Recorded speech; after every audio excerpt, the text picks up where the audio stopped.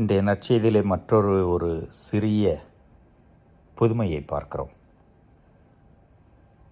பேதுருவுக்கு இயேசு ஒரு கட்டளை கொடுக்கிறார்.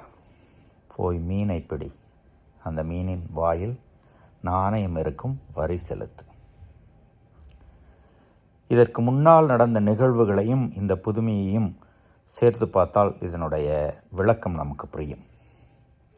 இயேசு முதல் முறை தன்னுடைய பாடுகளை பற்றி சொல்லிய பொழுது சீடர்களால் ஏற்றுக்கொள்ள முடியவில்லை. குறிப்பாக பேதுரு, ஆண்டவரே உமக்கு வேண்டாம், இது வேண்டாம். ஆனால் இயேசு தாபோர் மலையிலே தோற்றம் மாறி தன்னுடைய தெய்வீக தன்மையை காண்பித்து தெம்பையும் நம்பிக்கையும் தருகிறார். அதிலும் குறிப்பாக பேதுருவும் அந்த 3 சீடர்களில் ஒருவர்.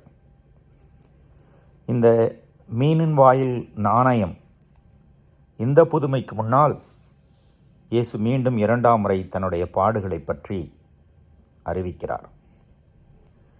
சீடர்களுக்கு இது ஒரு புரியாத புதிர். ஏன் என்ற கேள்வி வந்திருக்கும், பயம் வந்திருக்கும்.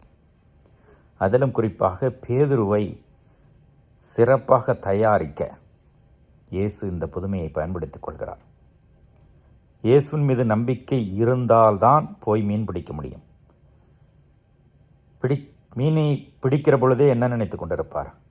இயேசு சொன்னது போல அங்கே நாணயம் இருக்குமா, இல்லைன்னா என்ன பண்ணுறது என்ற கேள்வி இல்லாமல்லை. இயேசு நம்பிக்கைக்குரியவர்.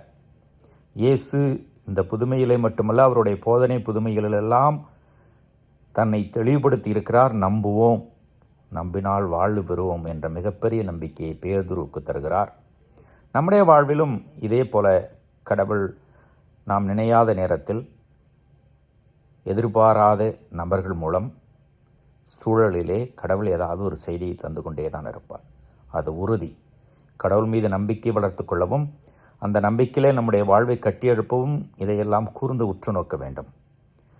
எப்பொழுதும் எனக்கு இதுதான் அதுதான் என்று பட்டியலிடாமல் அந்த பட்டியலையும் தாண்டி ஒரு அனுபவம், ஒரு வாழ்வு இருக்கிறது என்பதை உணர வேண்டும். பேதுரு பற்றி கொண்டார். தடுமாற்றம் மீண்டும் வந்தது, ஆனாலும் கடைசியிலே வெற்றி கொண்டார். நம்முடைய வாழ்வும் அவருடைய வாழ்வை போலதான் என்பதை ஏற்றுக்கொள்வோம். இறை நம்பிக்கையை வளர்த்துக்கொள்வோம். இறைவன் என்று வாழ்த்து பெறுவாராக.